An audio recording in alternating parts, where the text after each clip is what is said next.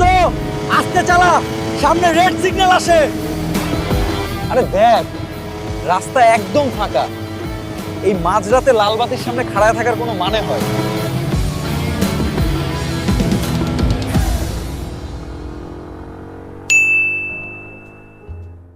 দেখ তো, এই টাইমে আবার কে মেসেজ দিল? বিকাশ এসে টাকা পয়সা আসলো নাকি কারো ভুল করে? আরে না দোস্ত, এ তো দেখি মহা বিপদ। এই দেখ, ট্রাফিক পুলিশের মেসেজ। মাত্র যে সিগন্যালটা অমান্য করে আসলি, সেটার জন্য মামলা হয়ে গেছে।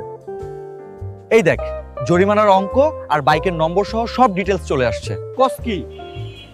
ওইখানে তো কোনো পুলিশ ছিল না, কেউ তো আমাদের দেখেও নাই। মামলা কি জিনে দিল নাকি? আরে দোস্ত, এখন আর আগের দিন নাই, দিন বদলাইছে। এখন সিগন্যালে সিগন্যালে এআই ক্যামেরা লাগানো আছে। তুই যখন সিগন্যাল অমান্য করলি, ক্যামেরার সাথে সাথে নম্বর প্লেট স্ক্যান করে সার্ভারে পাঠাই দিছে। ওই যে দেখ উপরে ক্যামেরা, সব ওই ক্যামেরার কারসাজি। সর্বনাশ! তাইলে তো আর আগের মতো উল্টাপাল্টা গাড়ি চালানো যাইব না। শুধু উল্টাপাল্টা বা বেপরোয়া চালানো না, এখন থেকে লাল বাতি অমান্য করা, স্টপ লাইন পার হওয়া, অবৈধ পার্কিং, এমনকি লেফট লেন ব্লক করলেও ডিজিটাল মামলা হয়ে যাবে। ঠিকই বলছিস দোস্ত। শখ করে বাইক নিয়ে বের হয়ে শেষমেশ জরিমানার টেনশন মাথায় নিয়ে বাড়ি ফিরতে হচ্ছে। এখন থেকে সিগন্যাল মেনেই চলতে হবে, রাস্তা ফাঁকা থাকুক আর না থাকুক।